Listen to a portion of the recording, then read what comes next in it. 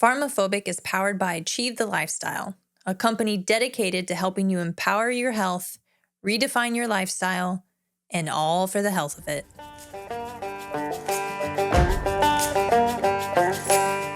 You're listening to PharmaPhobic, where we challenge the state of health in America. I'm Janie, a physician assistant, and I've seen how healthcare keeps people dependent instead of truly healthy. And I'm Dan, a veteran turned fitness pro here to uncover the truth and explore simple and sustainable health solutions. From big pharma to big food, we're exposing the conflicts of interest keeping us sick and finding better ways to take back our health. No fluff, no gimmicks, just real talk, real solutions, and a little bit of fun along the way.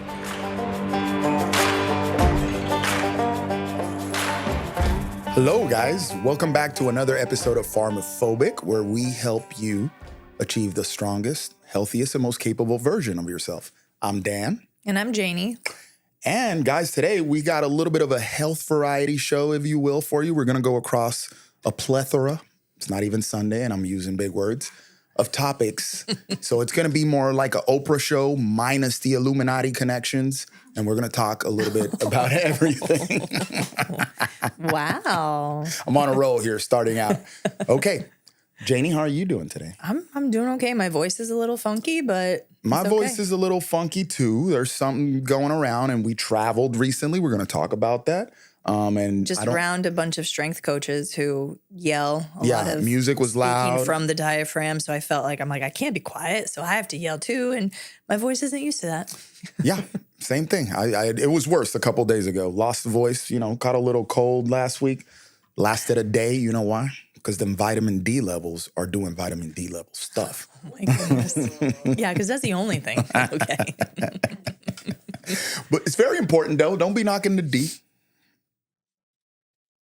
There's so many opportunities right there that we're just going to move past that. Pause. Just going to move past that. Okay. That was awesome.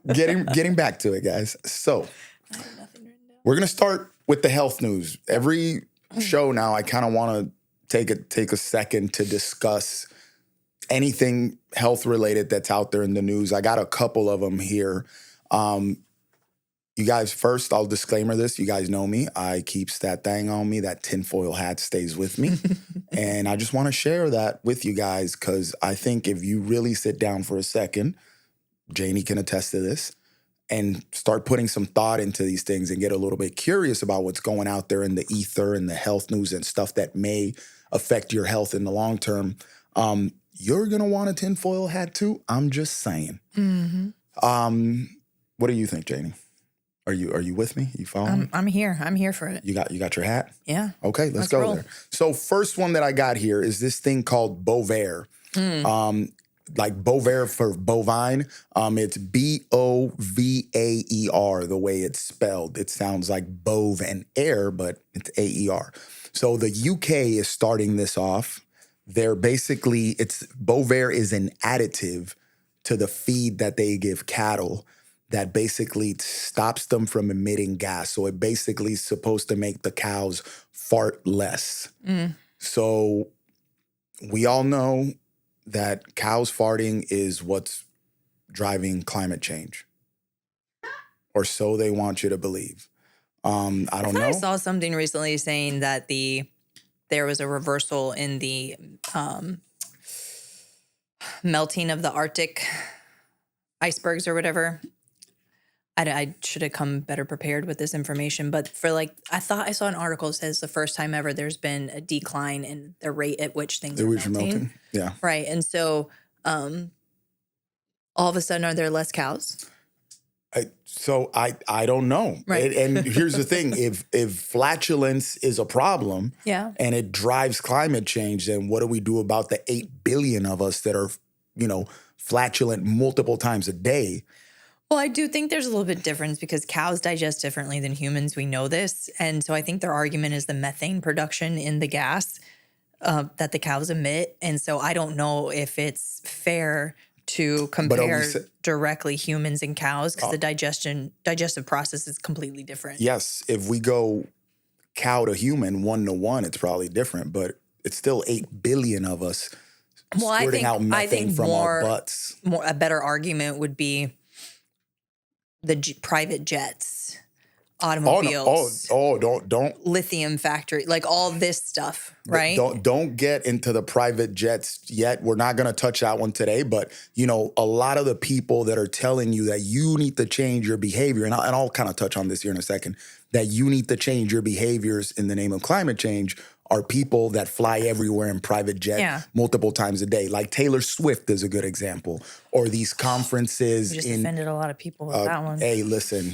I know we got friends that love Taylor Swift, but Taylor Swift, if you're going to sing songs and make everybody happy, do your thing, girl, whatever. Your music's not for me, but it's for a lot of people, so you guys enjoy that. But if you're going to tell us how to live in the name of some crisis, then you probably want to set a better example than being the person with the most logged private jet miles ever that is a voice or is a pundit for this agenda. Does that make sense? It's not a good look. So how it works in my mind and why I would be curious about what's the motivation behind something behind Bovaer. Did I say that right? Yeah. Yeah. Is we know that things like automobiles, planes, private jets, all these things emit noxious material, right? But anytime in history you've had somebody who's developed a alternative way to produce energy, like being able to produce movement of a vehicle, I think it was just a bike though, by water or whatever, they have mysteriously been unalived. Oh my God! You know, this is why we're married, guys. Because so this is she'll where my surprise mind me goes. with her knowledge. I'm like, this is stuff that I've known for a while, but I'm like, oh, you're right in. So people come out with alternative energy sources that are cleaner.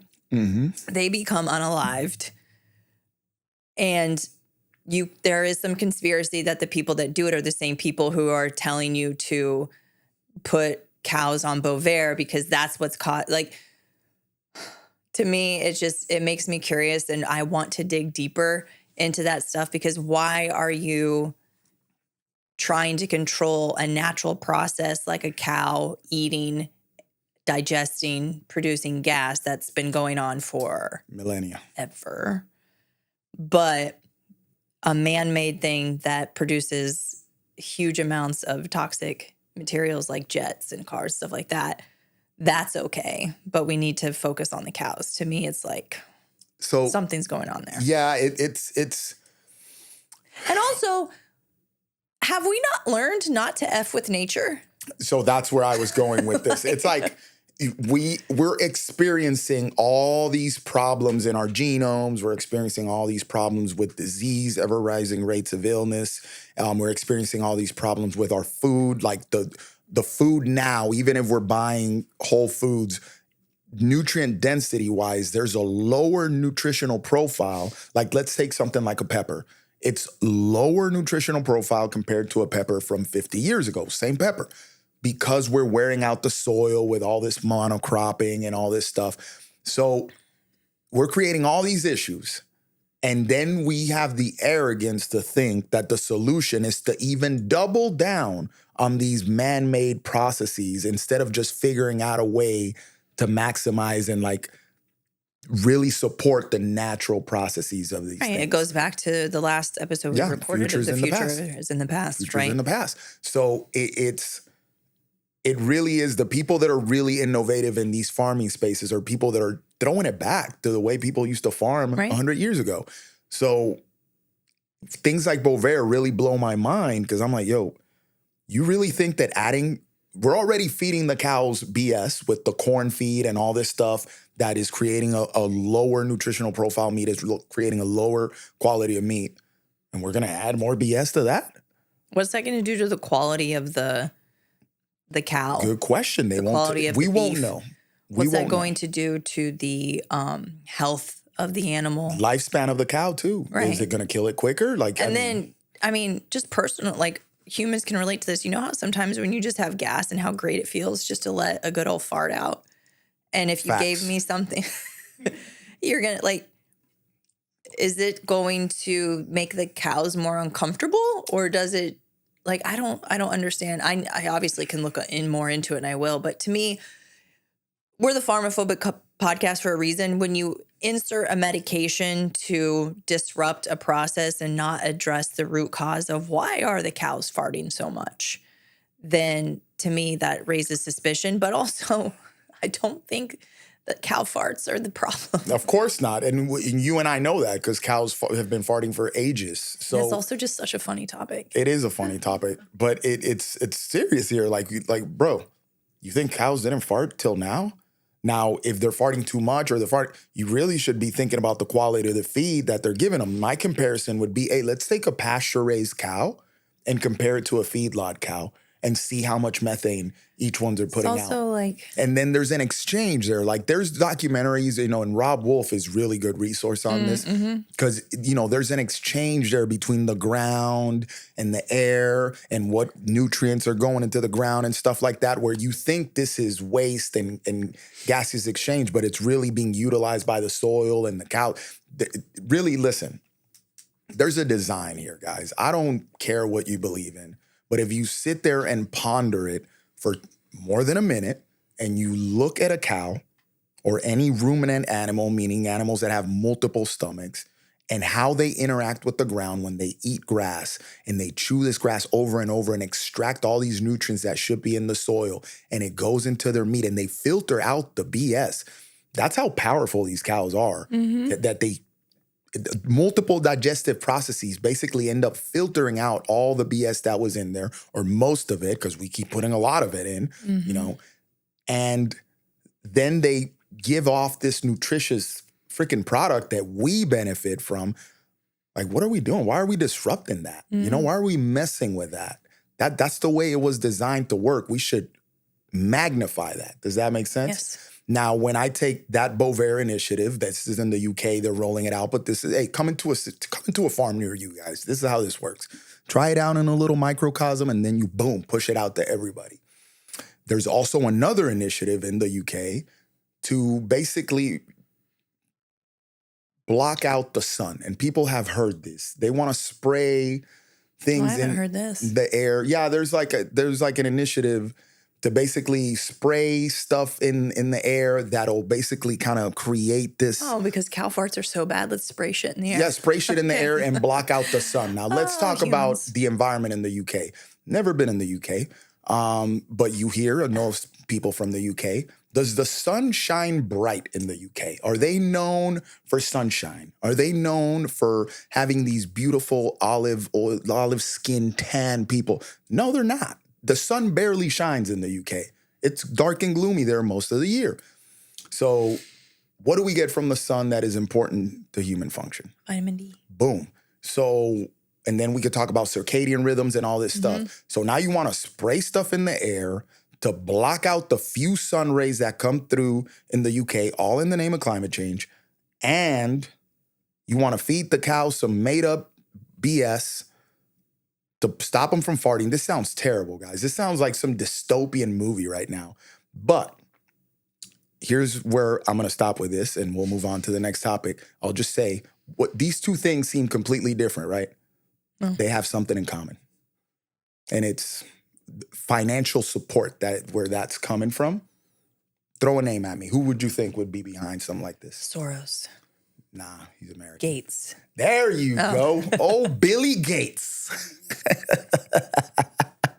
Oh, Billy. Why does his name pop up in all this stuff?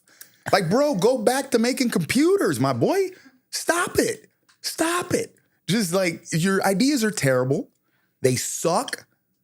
We liked you better when you were doing Windows 95 and Xbox. Like, go back to that, bro. Go back to that. Go work on some computer stuff. Make another gaming platform. I don't know. But stay out of the nutrition space. Especially considering, like, I hate to be this guy that, focusing on the aesthetics, but am I going to take nutritional advice from a dude that looks like Bill Gates? So I've been struggling with this internally because, you said you hate to bring it back to the aesthetics, but I was just thinking Bill Gates doesn't look like the epitome of health to me. He's nowhere near that. Right. And so like I said, I struggle with not seeming superficial, but there's a reason we have eyes, right? And there's a reason we look at things and assess them Why are some things pleasing? Why are some things not pleasing to the eye? Right. I do think that there's an evolutionary benefit. Words again. I would say it's today, but I've said that all too frequently. So it's not just today. I think it's just me. But when you look at something and like if you look at a strawberry and it's vibrant and red, great. If you look at a strawberry and it's kind of shriveled and black, you're visualizing that. And it's okay to say like, well, that's a bad strawberry, right? Yep. But if I look at a person and I'm like, well, they don't look really healthy, I'm an asshole all of a sudden. But it's the same thing. And so when you look at Bill Gates, he looks, from the pictures I've seen, and I don't like stalk him or anything, so I'm not looking at him on a daily basis. But when I do see him, he doesn't look like, his skin is very pale. Yep. He doesn't look vibrant. He looks a little bit slouched over. He doesn't have good posture. Visceral fat is on 200. He doesn't have like, and I'm not saying he needs to be a bodybuilder, but he doesn't have great muscular. Nope. And his belly sticks out. Muscular appearance. Very big, carrying visceral fat. And it's like, well, you're fat phobic. No, we know that visceral fat correlates to poor health. And so I'm not saying like he's fat, he's wrong. I'm like, he looks of poor health. Why is he making decisions that impact the health of others? Let's put it like this. If I put up 10 people and I put up a picture of Bill Gates without the face and be like, is this the ideal body type? Is this what you want to look like? Nobody's going to say yes. Okay. And it goes back to, I think I said this on the women's episode where we put things on a pedestal, like somebody being really smart, which is a good thing. I'm not saying that it's not. Somebody having a lot of money, somebody having a ton of influence, like these things independently don't make that person the best person for health, right? And to be a complete person, and I think Bill Gates would be better off if he did prioritize his physical health, because when we had Nicholas Davenport on here, he spoke about the benefits of physical health with the cognitive health and how it's bi-directional. Yep. And to me, Bill Gates is only focusing on one thing. He's missing another component. Therefore, he's lacking. Yeah, I wonder. But he has a ton of money, and he could probably unalive me just for saying that. Well, here's something that is crazy to me. That when you have as many resources as he has, like he could have a trainer, a chef, have a all these live-in things. chef and a trainer. Like, bro, you could maximize your health if you wanted to. Here's the big question. I wonder if he got healthier and like fitter, started lifting some weights, got his hormones right, because you know they ain't right, and started eating healthier and stuff. Would his stance change? Would his stance change on all these little questionable ideas that he's coming up with that have to do with the health of the population? Or would he become his cognitive function fire at a higher level and he just gets even worse, you know? Well, who knows? Well, I mean, there's some thoughts that Zuckerberg, once he started, eating meat, lifting weights, doing jujitsu, surfing, yeah, like having, like when we spoke on the men's episode, having that community of ride or dies. Yep. He changed his little tone a lot. Yeah. And he's not as awkward as he used to be either. So there is something to say. I mean, that's N of one, right? So I can't say that can go across everyone, but that's, along but getting healthier, the takeaway here, getting healthier changes you and it opens you up to other things. I think there's definitely an undeniable relationship there between your emotional function, your cognitive function, and your physical health for sure. But we'll leave it there. Let's move on. Basically, what we're calling for here, listen, at the end of the day, guys, it's a return to nature. Like, why are we messing with it? Like, we need to get back closer to the way these processes were intended to work, designed to work in nature, and watch how things change for us health-wise. Yeah. I want you to talk about, just briefly, we could talk about healthcare visits and the way they code them. Oh. Because you had a recent experience that was, I'd say it's unsavory. Yeah. And I'm sure that people have had this experience and they didn't even realize that they had this experience and that they were getting, it was a messed up situation. But because you are in the biz, as they say, you caught it and you were able to go, get that out of here, bro. So I, for those of you who don't know, I was diagnosed with melanoma August, September of last year. and I had to have surgery to remove it. It was in a very unfortunate position on my body. It was in my lower medial, so inside ankle, just above the medial malleolus, so the ankle bone. So not a lot of extra skin there. So I had to have a skin graft to cover it. So I had to follow with both a surgical oncologist and a plastic surgeon.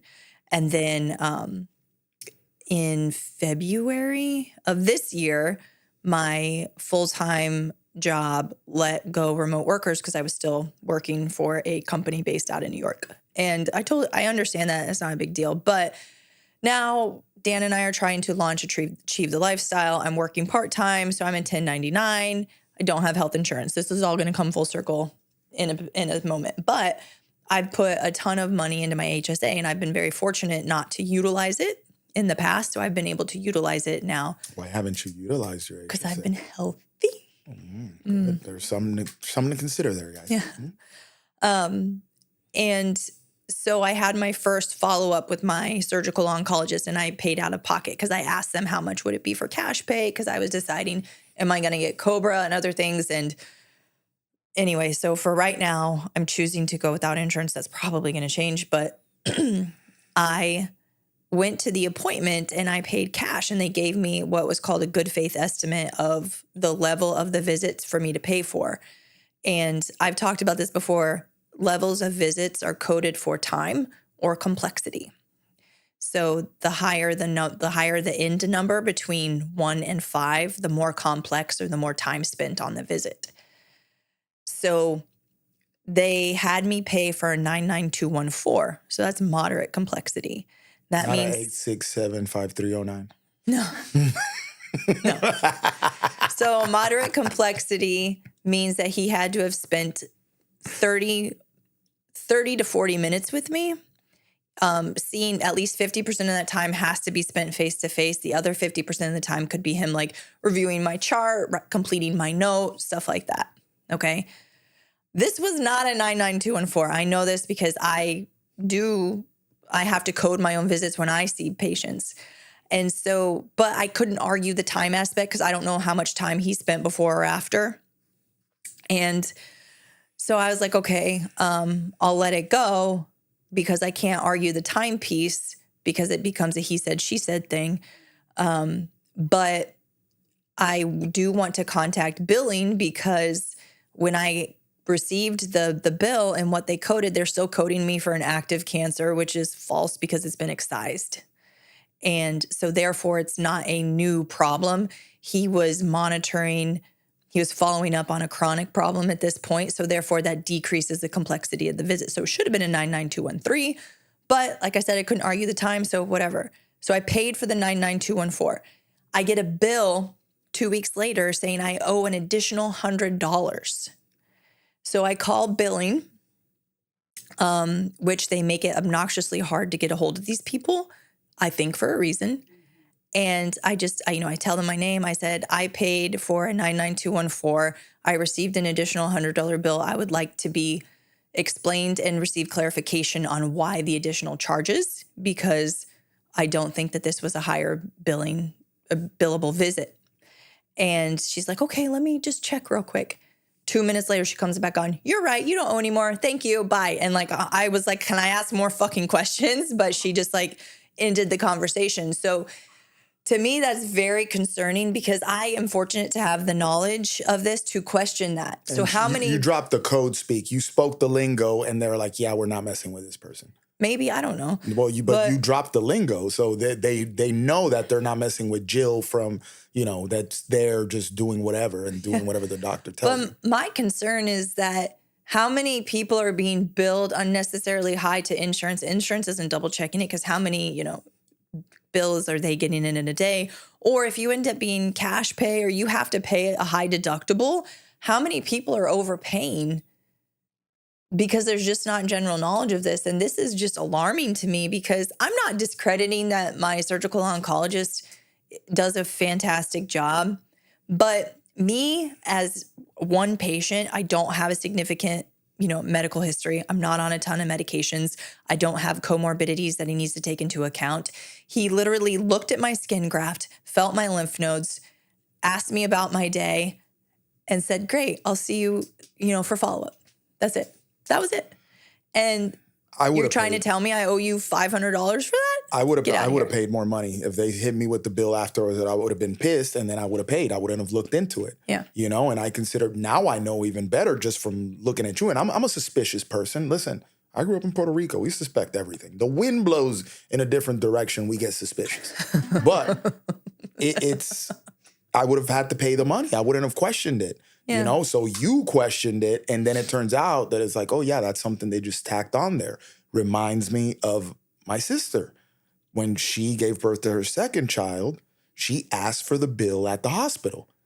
And, anybody who's given birth at a regular hospital, those bills are astronomical. And your insurance is obviously going to pay a lot of it out, and then you might come out of pocket for some of it.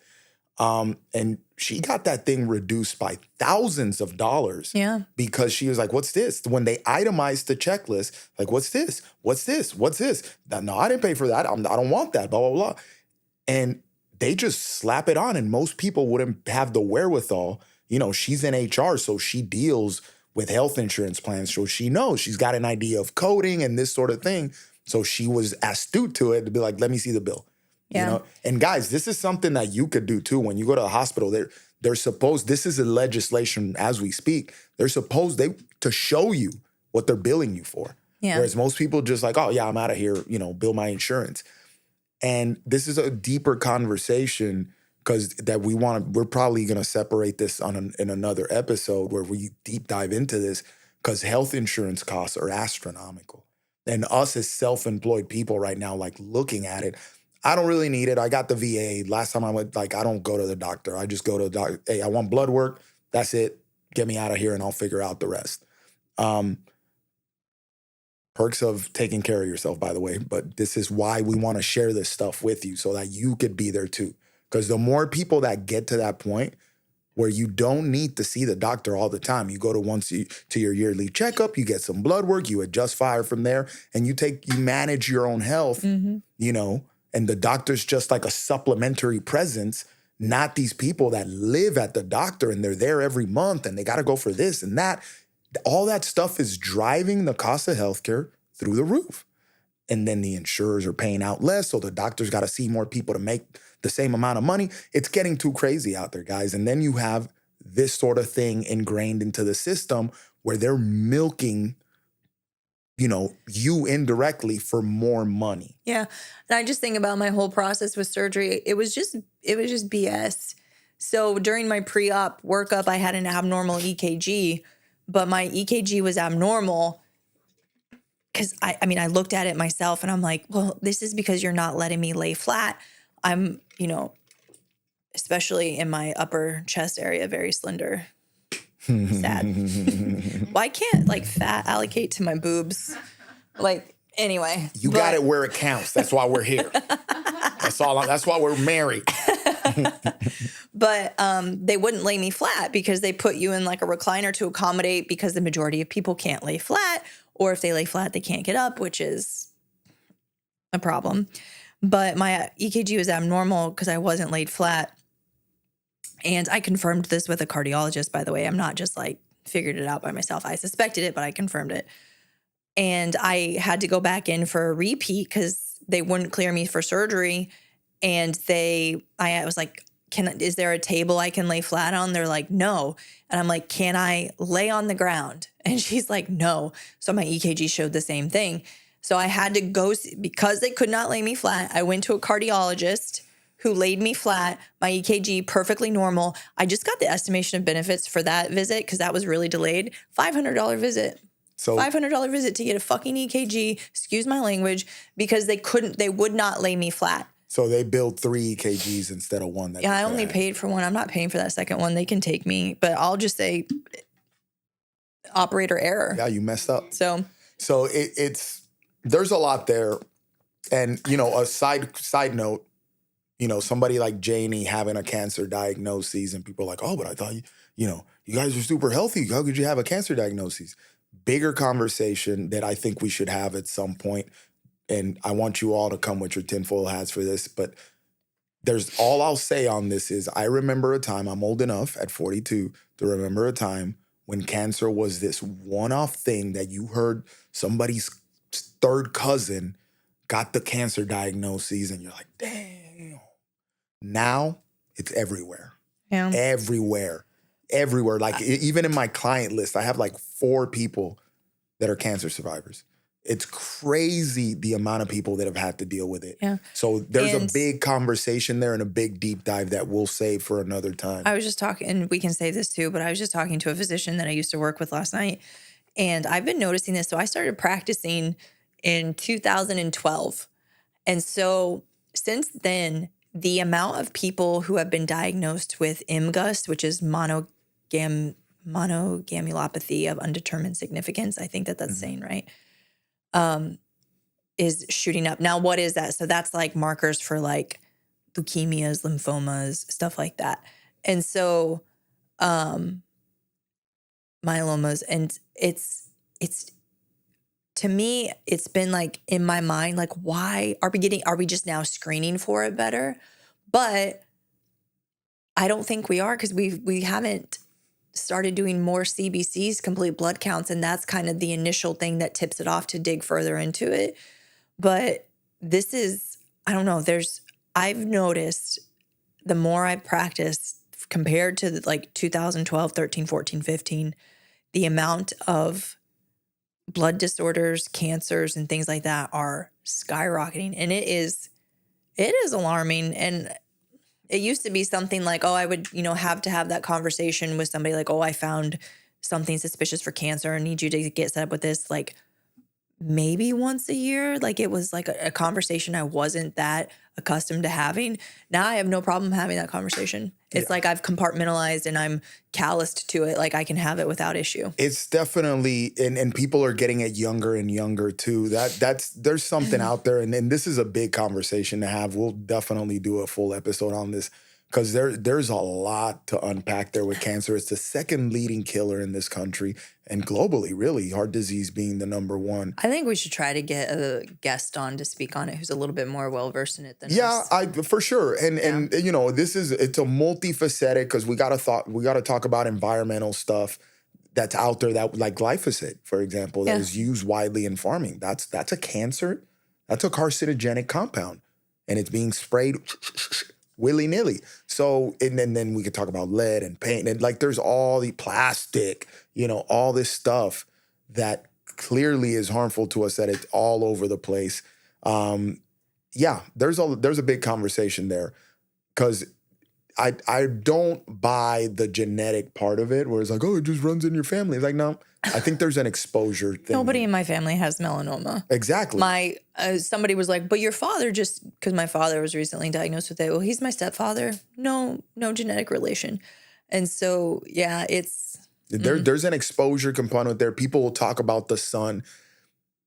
Not so quickly, my boy. There's other stuff there, like what are we ingesting? What are we putting on our skin that interacts with the sun? Whatever. Big conversation. We'll have that on a separate day. But all I'm saying is it requires more thought than, oh, no, what's happening? Yeah.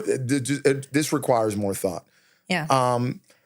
Moving on. Okay. Next part of the Oprah Health Show, minus the Illuminati stuff. Okay. I'm having too much fun now. You're so proud of yourself with that. I'm having too much fun now. Okay. Recently, last weekend, we were in South Carolina for Summer Strong. As you can see my shirt here. Badass Sornix shirt. Okay. And Janie's got a Sornix shirt. Sornix shirt on. Summer Strong is an event put on by Sornix, which is an exercise equipment company. A lot of people are not familiar with them, but they do a lot of like high-end fitness equipment for, say, something like a professional sports team. So if you look at your favorite NFL team, NBA team, MLB team, NHL team, or Division I sports team, chances are that their weight rooms, their strength and conditioning facilities are built by this company. Great stuff. Super. They recently did the gym for the Wichita State Shocker basketball team. Yep. And on my side, they've built an enormous amount of gyms for the Army. For special operations, for all sorts of units in the Army, they've built the gyms for them. And these gyms look great. I was talking to one of the guys at Summer Strong that's still in. I'm like, bro, I wish, why didn't we have this when I was in? I was looking for this and we didn't have it. We had the old crusty rusty. You know what I'm saying? Or back then when I was in, the Army got really big into CrossFit. So they built a lot of like the rigs. Yeah, a lot of the rigs, a lot of the CrossFit type facilities. That's what they had back then. Now they've moved into more strength and conditioning and performance-based training, which is really cool. It's a big change of culture. I actually met the guy that developed the new Army physical fitness test, the Combat Fitness Test, ACFT. I met him at Summer Strong. This is my 4th year going. The first time I went, I met him. This is your 3rd year going. Great event. We get CUs for our certification. So I hold the CSCS. I get however many continuing education credits for attending this event. It feels like I'm stealing because it's such a great time. They feed us great food. Oh, the food's amazing. I mean, this is one of the best networking events and continuing education events in the fitness industry. I'm sorry, guys. It really is. It's just a cool time. And all these strength coaches from all these Division I colleges and professional teams show up, and all these private trainers and stuff. And then they have speakers. We got to hear a Medal of Honor recipient, that's Janie's first time hearing a Medal of Honor recipient, which I was like, you're in for a treat because they don't hand out Medal of Honors for whatever. Yeah, and he passed around his medal for everyone to look at, and it was very beautiful. Yeah. I mean, and that, man, Medal of Honor stuff is crazy. The first year I went, I got to hear Kyle Carpenter, who, he's a Medal of Honor recipient, former Marine. This guy jumped on a grenade, guys. Right. He took the blast of a grenade. He, like in the movies, he literally put his body over a grenade and took it and saved the Marines that were with him in Afghanistan. Still alive to tell the story. He's mangled. The dude's clearly scarred. Like, you know, he got blasted and went through a crazy rehab process. But that stuff, I mean, it was crazy speech. Amazing stuff. Anyway, we also got to listen to people like Andy Galpin, who's talking about new technology emerging in the health and performance space. So it was very informational. We got to listen to this other dude, Jim Mackey, which that was probably my favorite speech. He owns a really successful gym in the Bahamas. And he touched on this a few times, and I really hope people took away how impactful he has been in the Bahamas, because he has 2 or 3 locations. I think he's working on his 3rd location. Yeah. And he has a huge community of people in the Bahamas who consistently train, and you'd be like, okay, so what, right? Well, when you think of an island like the Bahamas, do you think of people wanting to exercise and get fit? Any island, really. Right, because it's more like a because I what he was mentioning about Bahamas, I could attest that with Puerto Rico. But it's more of like a just a chill lifestyle. Like, let's eat, drink, lay on the beach, dance, no worries, But he has brought in the fire to no, treat your body in a good way. That I said that poorly, but prioritize your health, prioritize your physical fitness, and make that a part of your day to day, even if we do sort of have this more chill lifestyle. And I think that that's great. Yeah, and also the genetic potential in the Bahamas is very high because their track and field people are world class for sure. Jamaica, Bahamas. Yeah. But anyway, that's right. That's the majority of the population is in chill mode. And he's built this great gym in the Bahamas. Well, yeah, but he's brought it to the gin pop because you can say track and field, but too many times in places like that, I see okay, so we have these elite level athletes, and then we have the general population, and they're on different sides of the spectrum. Yep. Where he's trying to level up the general population, not to be an elite athlete, but just to be healthy. Yeah, but he's creating a culture of health and fitness in a place that doesn't necessarily wouldn't have it otherwise. Not only that, but the man's got a crazy background. He shared his backstory, and you talk about started from the bottom. Now we here. That was amazing. What he came up from in the Bahamas to building this business that I would have never thought the Bahamas had a fitness market, a viable fitness, but they do. Now they do, or he created it, So that was really good speech. Yeah. The Andy Galpin stuff, there's some stuff there like AI-based apps that are coming out now That one I want to try out, the Alma. Yeah, that thing, when he described it, like this thing, apparently you could, and we're definitely going to use this with our clients. Like we have to play around with it first to basically tell people, hey, this is the best way to use this. But talking about opening the fridge, taking a picture of what you have in there and be like, hey, give me some recipes with this. Excuse It me? can generate recipes, shopping lists, and give you steps of best ways to meal prep to make all those things. So Yeah, taking pictures of a meal. And then it tells you how much protein, carbs, and fats you have on there. yeah. Excuse me? Yeah. Like this is amazing now because now we ain't got to figure it out. Hey, how many ounces of meat do we have there? This is crazy. Now there's no reason to not log and track. Like it makes it easier to create awareness of your intake if you could just take a picture and it tells you and it keeps track of it. So really interesting stuff that's out there, like super cutting edge that could definitely help us be healthier, stronger, more capable versions of ourselves. Who else did we see? I have the picture of the itinerary still. So we saw. I thought Serrano was pretty impressive. Serrano was very good. Puerto Rican doctor. Whoop, whoop. The minute he opened his mouth, I told Janie, I was like, he's Puerto Rican, Janie. Yeah. But he demoed some stuff like, hey, this hurts. He's like, oh, it's actually this muscle back here. Like you need some activation stuff there. Yeah. People are like, oh, okay, that feels way better. Really interesting stuff on how the body works. Yeah. And, biomechanics and that sort of thing. So all that to say, like this event is great for continuing education, but that's not really what has me going for the fourth time. Yeah. You know what I mean? Or you for the third time. This is, when we go to Summer Strong, I put my phone in my bag, in my cool fanny pack. I put it in there as soon as we park, and I really don't pull it out until the end of the day, at night. Yeah, same. But I wish we would have taken more photos. Yeah, exactly. Since we're not pulling out our phone, we didn't take enough photos. But you're having conversations, you're connecting with people. What do you do? Oh, I work for Texas. Like I was talking to this one guy, he saw my ears, and so he starts asking me about jujitsu. And then when I asked him, what do you do? He's one of the football strength coaches for UT.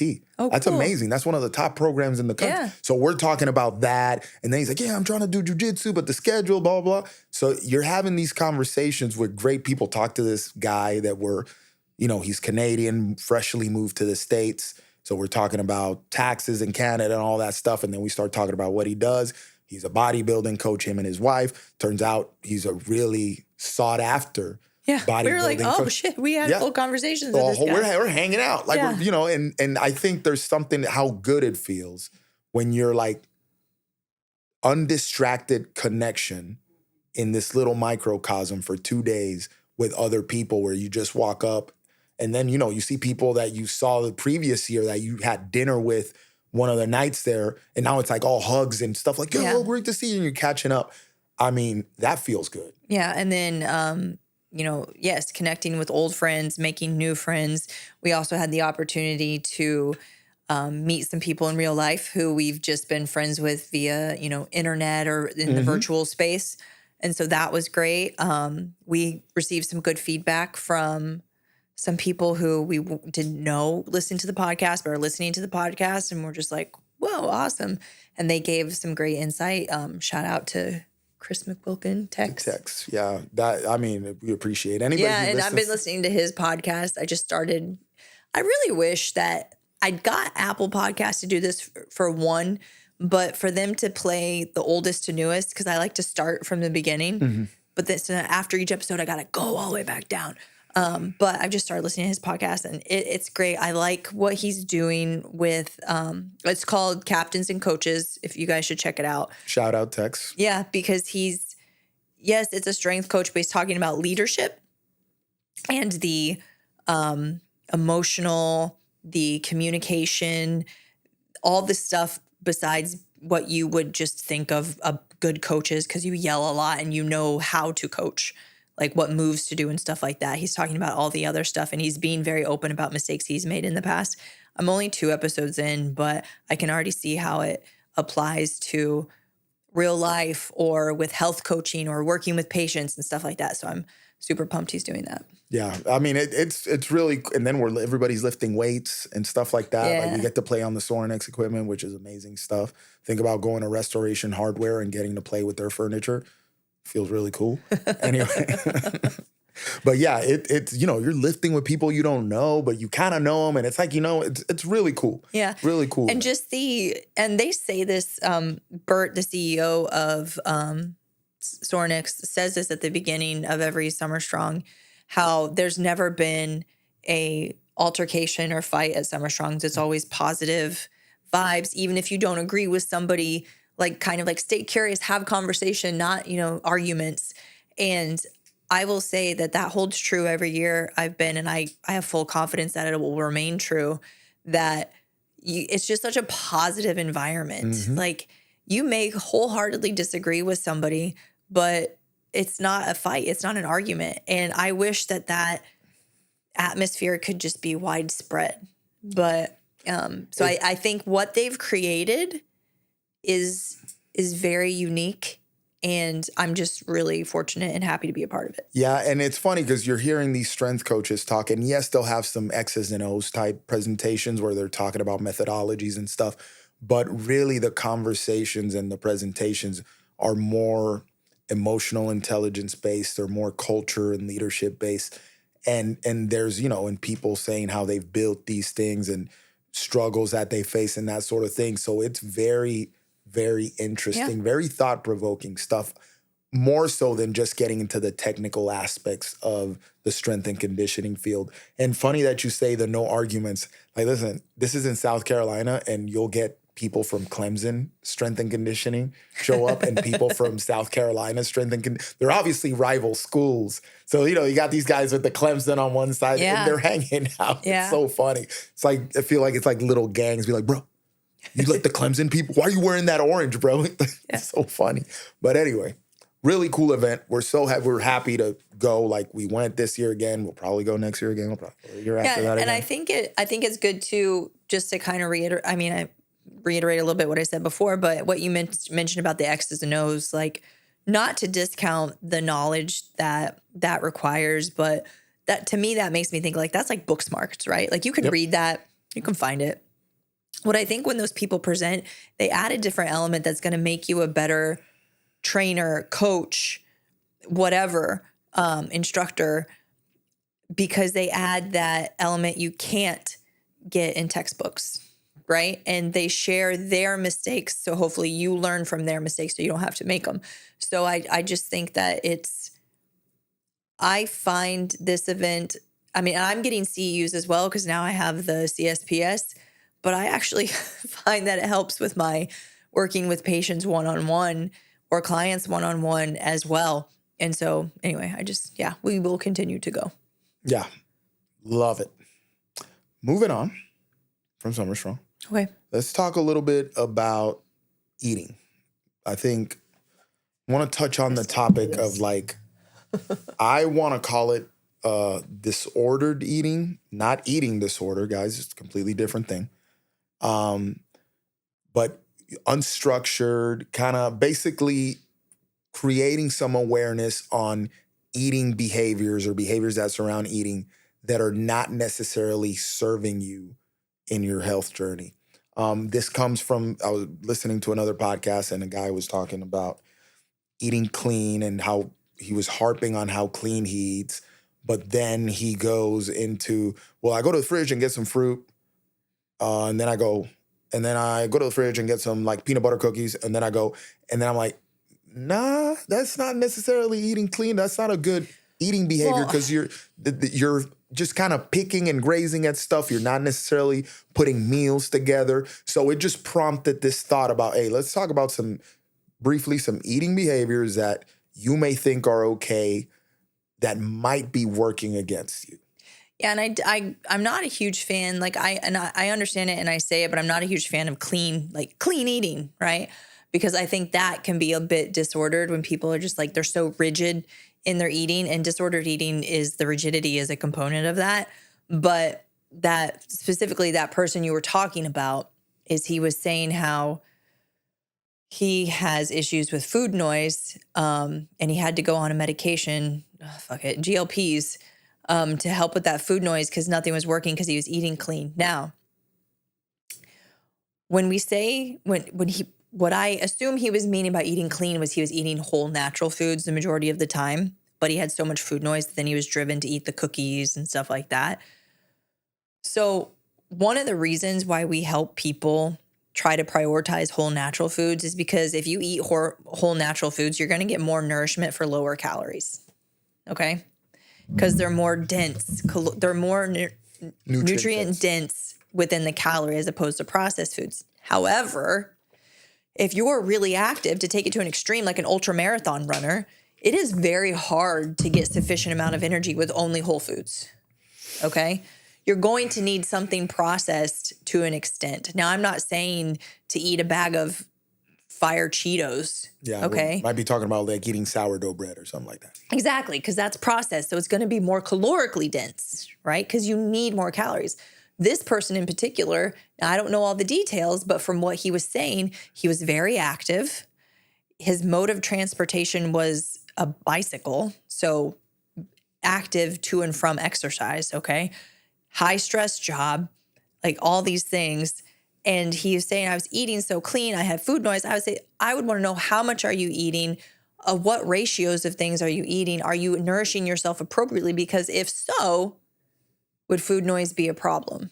And so I think that's what you're getting to, like having disordered eating in the fact that it's unstructured to where you're grabbing like just fruit or things here and there, which aren't going to give you the nourishment you need, the complete profile. So then you just keep coming back for more and more and more. So to me, when I think about it, and when I think about disordered eating, and obviously you have a more textbook definition of it, but when I think about it is when people fail to put meals together and to set aside some time to sit down and eat.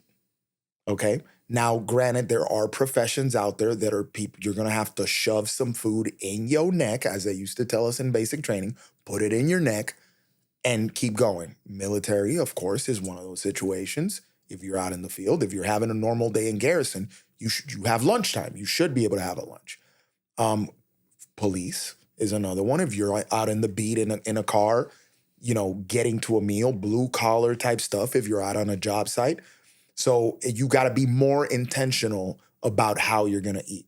But when I see people that are not sitting down for meals or standing or whatever, but just setting aside time to have a meal, that falls in that category to me, and that can be a problem long-term health-wise. The other one is people that are putting meals together that don't have a full macronutrient profile. Meaning, I had a salad. Okay, what was in that salad? Just the roughage. Protein? No. Just salad. That's not a full meal to me. Yeah. And not to me, to anyone, by any means, is that a full meal? There's no protein, there's no fat. Yeah. And, we could argue about the carbs. It's just a bunch of fiber. Or I have breakfast. What you have? Oatmeal. A bagel. And then that was it. That's not breakfast, my friend. Get some eggs going. Let's get a protein source going. Let's get some chicken sausages or something going. Let's get a little bit of that bagel, and maybe you put a little avocado on that bagel, my boy, instead of whatever that Philadelphia stuff is, whatever that is. We call it cheese. It's not cheese. And now you have a full meal. That's where I go with disordered eating, where it's like, I'm eating clean. Are you, though? You had a salad for lunch. Are you, though? So this is like, yeah, it's clean, but it's not a full meal. And that's where I was going with this. Obviously, that's going to turn itself into food noise later on because you didn't have protein, you didn't have fat. You're not adequately nourished to be able to not hit cravings later. Does that make sense? Or for example, this guy, you could just be deficient in certain micronutrients, so your body's like not satisfied, right? Yep. And so I talked about this on previous episode, the magnesium burn rate. Like magnesium can be burned in your body with physical stress, mental stress, emotional stress, and perceived stress. Now, this individual says that his job is high stress and he loves it. He thrives off of that high stress, right? Which you could dig deeper into why for that. But to me, I'm wondering, like, is he depleted on a micronutrient level or a mineral level? And that's driving his body asking for more, because the body isn't like, excuse me, I need more magnesium. Can you please take a supplement? The body's just like, we're missing something. We know that we get shit when you put stuff in your mouth. So put more stuff in your mouth. Yeah, and I think this just goes to the redefining thing. We had an episode on this, but I'm going to keep harping on this. Redefining things we call healthy. Like there are certain behaviors that we call this is clean or this is healthy when it's really not. Does that make sense? This applies in this case. It's like, I'm eating clean, but yes, but no. You know what I mean? Yeah. And you're kind of setting yourself up for failure in other regards when you're just having these disordered meals. So one way you could fight back on this and avoid this issue is one, figuring out, put meals together. You want carbs, you want fat, and you want protein on your plate. And that's what we would call you had a meal. Just because you put stuff in your mouth and you moved your jaw doesn't mean that you adequately nourished and fed yourself. Does that make sense? Yes. The other thing that I would look at is if you have a crazy day, being intentional and planning ahead, be like, looking at it, I can eat here and I can eat here. This is when I'm going to have lunch, boom, boom, boom. And then you go and execute, and you prepare for that. You meal prep a little bit more. You cook your stuff ahead of time, whatever you have to do, but figuring out how to inject eating time and actual meals into your day. Listen, I have days where I'm like, I don't know how I'm going to do it, but I look at my schedule, 13 sessions in a day. 13, guys, 13 hours of full on, I'm coaching, okay? Looking at the schedule, be like, oh, there's 30 minutes right there. That's where I'm going to eat. See, so I plan ahead a little bit. I have breakfast before I leave. I wake up way earlier than anybody should so that I can leave my house with breakfast because I know I'm going to work for, 6 or 7 hours straight before I get to stop for 30 minutes to have my lunch and then go back to it. So being intentional, looking at your schedule, be like, yes, I'm going to eat here, here, and here. That could work. You know what I mean? Yeah. What do you think? No, yes, I agree. Being intentional about it. And what else do we have to talk about? Because I have something I could potentially speak on, but I don't think it's going to be short-winded. So. Well, this carries, that conversation about being intentional with your day carries into what I put here, which is kind of corporate setting wellness. Yeah, let's speak on that because, okay. Why? What were you going to talk about? Okay, so I'll just dive into it. But in the instance that the example of the person who inspired this conversation, and I just see a real life with the GLPs. Now, I'm a huge believer in patient autonomy. Do what you want to do, right?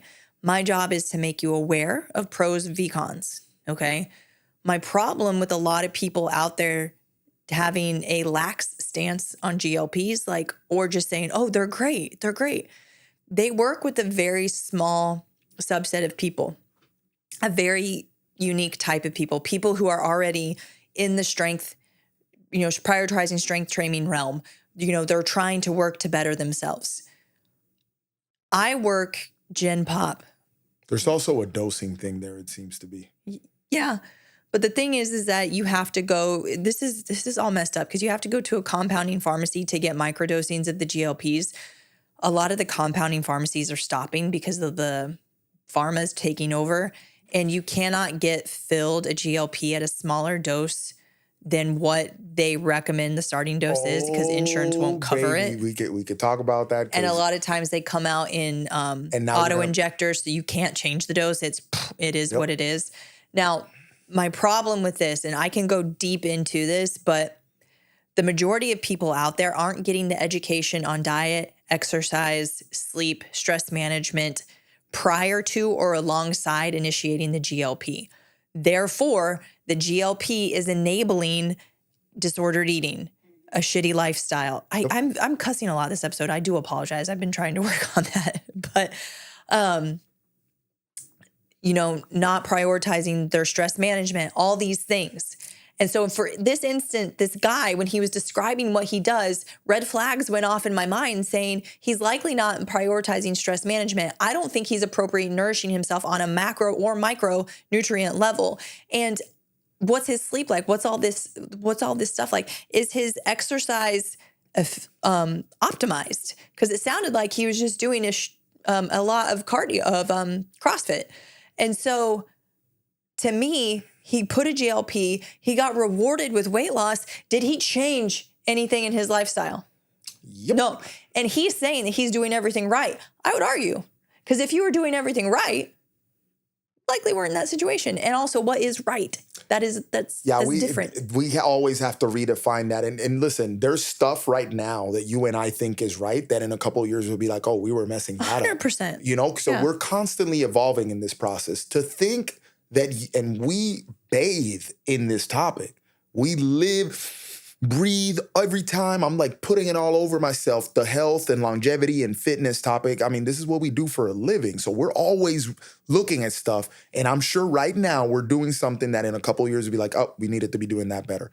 So when we extrapolate that to the Gen Pop, people that don't live and breathe this stuff, you think you arrived at a place where I'm doing everything right. No, you did not, my friend. This is a constantly evolving conversation. Yeah. So to say I'm eating clean and nothing's working, you're probably not. Yeah. I'm doing the right exercise and nothing's working, you're probably not. You know, like you haven't figured it all out. So yes. Because real life GLPs are being utilized on people who they're not eating at all.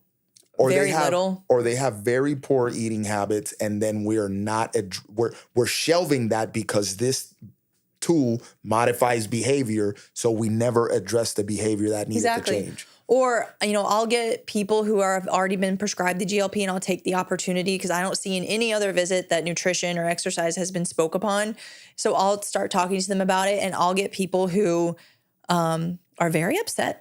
Very upset. They no longer want to see me. They don't like how I questioned what they were eating, how they were exercising when I'm the one prescribing the medication. So I think I have every right to know what you're eating and how you're exercising, because my first oath in the Hippocratic Oath is do no harm. Yeah. So, and if I prescribe a medication that decreases your appetite and you're not eating a sufficient amount of anything, does that cause harm? I would argue yes. And so what these people who are working with like very, very high level concierge providers, working with people who are doing everything right already, and they can look at them, they can follow, like micromanage their lifestyle and everything like that. That is not the general population. And the general population is using this medication for aesthetic goals or to reach a weight. Common providers who then themselves don't know anything about nutrition and exercise are prescribing this to get better patient satisfaction, to get their weight down, to be like, oh, it was approved for sleep apnea, for cardiovascular risk, for all this stuff. So give it. And nobody's changing their behavior. Nobody's improving their lifestyle. They don't give a crap about muscle mass, maintaining muscle, micronutrients. They're not thinking about that person in 10 years. Yes. And it's so heartbreaking to me because you have people on platforms being like, GLPs are great, but they are not boots on the ground prescribing it to general population and seeing what's going on. And it's infuriating. And this goes back, I use this analogy, the hammer analogy, guy with the hammer that builds portraits on chipping glass. And then you put the hammer in somebody else's hand and he's just breaking stuff. Yeah. It's the same thing. A lot of these people that have really successful stories and that are with big platforms that are really talented, really high-level medical practitioners that practice in a private concierge setting with people that pay them a lot of money to work with them, that they can manage every aspect of their life and be like, you got to strength train, you got to eat this way, and that person can probably afford somebody to cook for them, and they set themselves up through this person for success. And then they drop the GLP on there, which is a sprinkle on a big ass cake of doing stuff in a different way. And then they microdose the GLP. So I'm going to give that strategy credit. Yeah. Be like, there seems to be something with the microdosing of it that is helping people in better ways. But the average person that gets put on this thing is not going to get that sort of treatment. They're going to get the hammer in the hands of somebody who's like, hammer. I'm going to put you on this dose, then I'm going to try to change you up to this one, then I'm going to titrate you up to this. I'm going to run the gamut on this. You're going to pay that big old pharma price, not that compounding pharmacy price. And next thing you know, we have somebody with an eating disorder, or you have somebody that didn't address the lifestyle-related issues with eating, and that behavior that is interrupted by the use of the medication is now lurking in the shadows and just growing and growing and growing like a big old elephant or big old monster, that the minute that you come off this medication, because you will have to come off it at some point, that thing's going to bite you. It's going to attack you, and you're going to be right back to square one. Yeah. You know what I'm saying? Yeah. And it's like I said, it's heartbreaking because a lot of people just are going after a number on the scale or their aesthetic look. And I'll give you an example and then I'll come off this topic. But a gentleman who I've seen aesthetically looks good. I'm like, oh, he looks like he goes to the gym, like bodybuilding type body, right? Like, boom, right? Okay. He does intermittent fasting, wakes up in the morning, has hydroxy cut before he goes to the gym, has a dose of Adderall in the afternoon to help stay awake. He's on a GLP, and he also takes Xanax to go to sleep at night. Big Pharma loves this is not unique. This is common. People are taking uppers and downers of GLP to, help with stuff. To me, I'm like, your sleep is trash, your stress management, you're running on fumes, all this stuff. But he looks in shape. He's a productive business dude. So he's checking the boxes, right? He's Bill Gates, but just has a better physique. Hey, Big Pharma probably sends him rebates and stuff because he's on so much freaking stuff. They're like, we love you, bro. Keep giving us business. But this is why I want to get out of conventional medicine, because what are we doing to these people when we just slap drugs on them so they can continue to ride this high that they think is where they need to be at when their body's probably just begging for mercy, like frazzled inside. Yeah, it's a really interesting conversation that we'll keep having, because my stance on this stuff has softened, even though we're the PharmaPhobic podcast. And listen, our goal here is, no, my stance hasn't softened. I'm doubling down. I meant that our goal here is to get you to live your best life independently of these things, where you don't have to rely on what medication can help me with this, when 9 times out of 10 for a lot of people, it's going to be a lifestyle related issue that could help you avoid getting on the profit sheet for some pharmaceutical company. Like, long term, this is what you want. And I'm not talking about, I experienced an infection and I need antibiotics. I'm not talking about that. Of course, we're glad we have that stuff. I'm talking about chronically living on medication, like having to be on statins, like having to be on blood pressure medications, having to be on some diabetic medication, that sort of thing. That's what we want to help you avoid, okay? And you have more control in this fight than they want you to believe. Agreed. Otherwise, we're just making money off you, or they're just making money off of us. Let's wrap it up with the corporate wellness. I'm sorry, I went off on a little bit of a tangent. That's a good little tangent. This is the health. Listen, health variety show up in here, okay?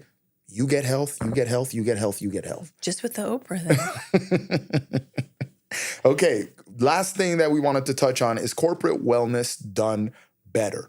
Yes. So my thing is, a lot of office spaces and a lot of these corporate buildings are not set up a lot of workspaces are not set. It makes it harder when you hear people, but when I go to work, I can't bring my food, blah, blah, blah, blah, blah. Like, it makes it harder for people to adhere to healthy habits while they're there at work. Right. Or the food that the corporate, let's say they have a meeting and they're going to provide lunch or whatever. What they bring in is nasty pizza or something like that. This reminds me, short story, when I was the 1 year that I worked in corporate, right after the Army, there would be managers meetings every month, and they would bring in food. They'd be like, hey, we're going to provide lunch, because it was during the lunch hour. And I was a big 1 million square foot warehouse in Dallas. So I had to cross the entire 1 million square foot warehouse on foot to go to a microwave in one of the break rooms to heat up my meal that I brought from home, my beautiful home cooked meal, to then cross the thing back to go to the conference room for the meeting. And not convenient. Not convenient at all. But don't be complaining about walking a little bit. No. But here's the thing, but these guys, all the managers were in there, and they were all stuffing their face with whatever the hell they brought, freaking pizza, whatever they brought. They're all like, and then I walk in and they're like, man, I want to be like Dan. Yeah. And they're all overweight. They're all super unhealthy behaviors, but whatever. They're kind of giving me a hard time because I'm bringing my own food. No, I don't want to touch your pizza. It's Wednesday, bro. I'll figure, maybe Saturday night I'll have the pizza. Yeah. And I'm not saying I'm better than, it's not what I'm saying. It's like, you see how I had to really go out of my way to preserve my healthy behavior. Why is it not a priority of the management companies to create healthier atmospheres for their employees when their employees' lack of health directly costs them more money? Thank you. That's where I was going with this. So if you look at what's happening with companies and what they're paying out in health insurance, their payouts for health insurance usage are going up year over year because their employees have to see the doctors more and more and more. Right. And then we've talked about this example. The North Carolina one was the fund that pays out for the government employees, that they're in this point where they bring in this much money in healthcare payment, people paying for healthcare, and they're paying out more than they're bringing in because people are jumping on the GLPs. The GLPs are really expensive. And now there's a deficit there where they're covering for a lot more health insurance than they're receiving money for. Yeah. And that can happen to the companies. So when these healthcare payouts affect your bottom line, and corporate, we're here to make money in business. Why don't you care more about that? That's the question. And I think one thing that we would love to do is work with corporations on how can we take the setup that you have and promote health within that for your employees? Or how do you create an environment maybe that you haven't, like an office building you haven't built yet or whatever, and how do you make that more optimal for health? And it's things like windows, right? To allow in sunlight so they can see green, easily accessible lunch areas or break rooms. That has a microwave, a toaster, a toaster oven, a fridge, filtered water, things like that. It's promoting, giving people options. You can have a standing desk, you can have a sitting desk, you can have a walking pad if you want, plus or minus that. Promoting like, hey, we, have this outdoor area. We encourage you to go out for a walk on your lunch or just go stand outside. We have more community building things within our office space or our building. Like open floor plans. People aren't siloed out. Encouraging people to not, it's like a badge of honor. Like, oh, I didn't leave my desk for 6 hours. I was just grinding. I'm sorry, get up, walk around. That to me is like, oh, that's uncomfortable. But you will see more efficiency and productivity in your employees the healthier they are and the more they move their body physically. Like when we had Nick Davenport on here and he talked about the, doing something physical and then doing something intellectually challenging produced a lot more benefits than isolating the two. And I think it's not any huge major changes.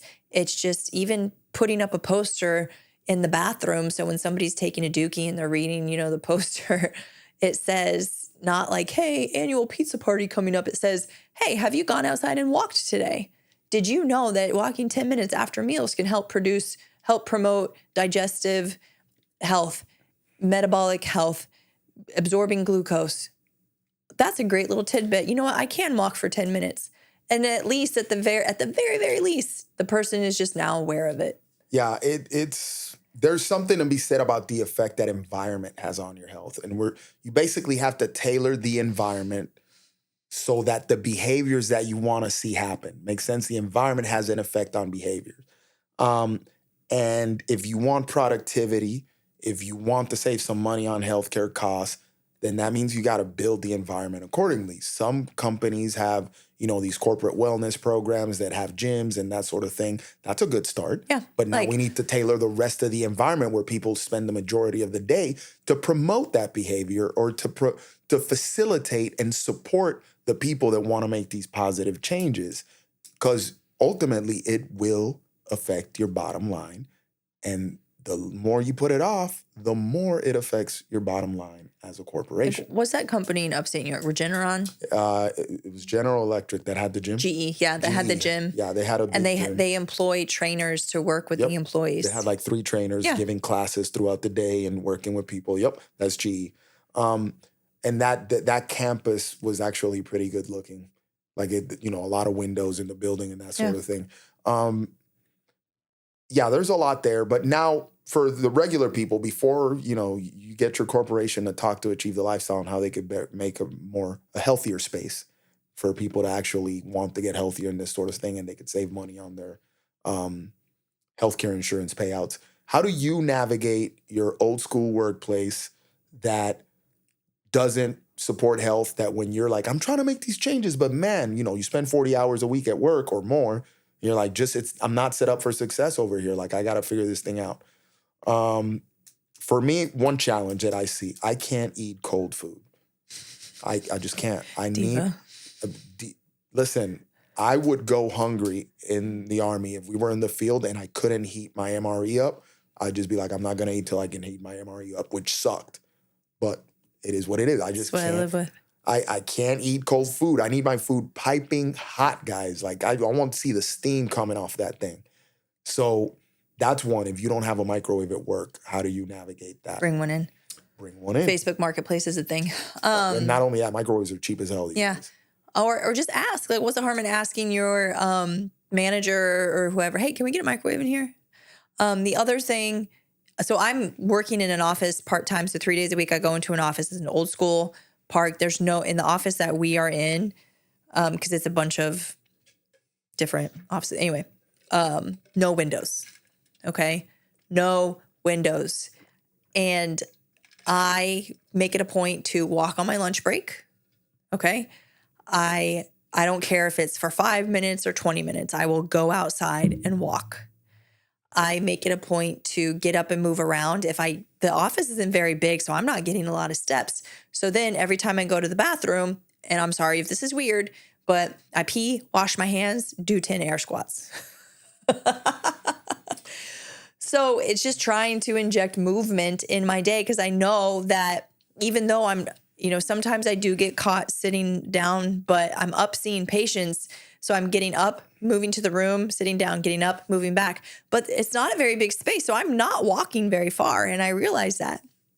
I also make sure that on the days I'm going into the office, and Dan can attest to this, I wake up a little bit earlier and I go for a 20-minute walk first thing when waking up, just to get movement in, get my blood moving, because I know that I'm not going to have as much opportunity during the day. Yeah, and here's one thing too, like, you got to get smarter about your break times too. Because some people, they only get 30 minutes of lunch, whatever. You got to get smarter about it. Hey, I'm going to have this food, and I'm going to do this one thing to kind of reset my brain real quick and then get back to it. Imagine this. You work on a computer. You're on a screen all day. And then your break time comes, and what do? You go outside. Well, yeah, but what would most people do? They jump on their motor scooting phone. Oh, I was going to say, you're going to take a break from the screen by going on another screen? Big screen, little screen. My guy, come on now. I mean, obviously you might have some text messages that you might have to reply to from your kids or whatever. Boom, boom, boom. You take care of that. So getting smarter about how you're using your break time and making sure that, you go eat whatever, eat the good food, move around a little bit, and then get back to it. You're going to be more productive for it. Yeah. Bringing in your own food, of course. Like, listen, guys, at the end of the day, the truth is that controlling the food that you eat by cooking it and having an intimate relationship by sourcing it at the grocery store and cooking it and putting it together is going to do more for your long-term health than depending on some freaking vending machine. Even if the vending machine or whatever thing that they're giving you at the office has, quote unquote, healthy options in it. Like, have you seen these new health vending machines? No. Oh, Lord. They're filled with like terrible protein bars and Celsius. You know what I mean? It's like energy drinks and terrible protein bars. Come on, guys. Let's do better than that. I want to get a vending machine that like gives me grapes. Yeah. I like that one.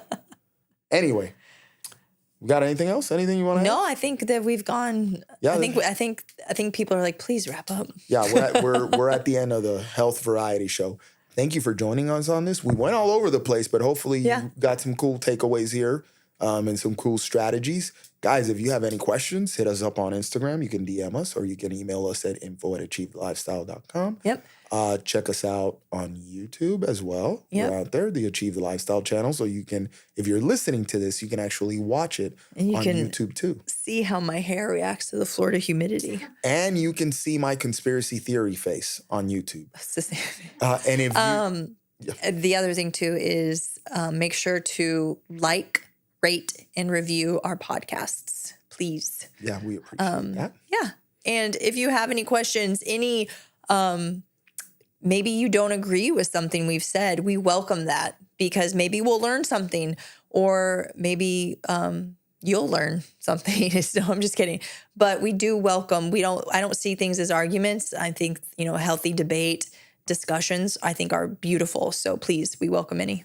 Yeah, of course. And if you want to work with us, guys, same thing. You can email us at info@achievedlifestyle.com or you can send us a DM on the old Instagrams. Yeah. And we will get back to you. We're here to help, guys. With that in mind, we're out. All right. Thank you. Thanks for listening to the PharmaPhobic podcast. If you found this conversation interesting, which I know you did, make sure to follow us on Apple, Spotify, or wherever you get your podcasts. And also make sure to check us out on Instagram @Achieve the Lifestyle. And if you're interested in pursuing a stronger, healthier, more capable version of yourself, check out our website @achievethelifestyle.com. The PharmaPhobic podcast is for informational and entertainment purposes only. The views expressed are those of the hosts and guests and do not constitute medical, legal, or professional advice. Always consult a qualified healthcare provider before making any medical or wellness decisions. While we discuss pharmaceutical, holistic, and alternative health topics, our content is not a substitute for professional medical guidance.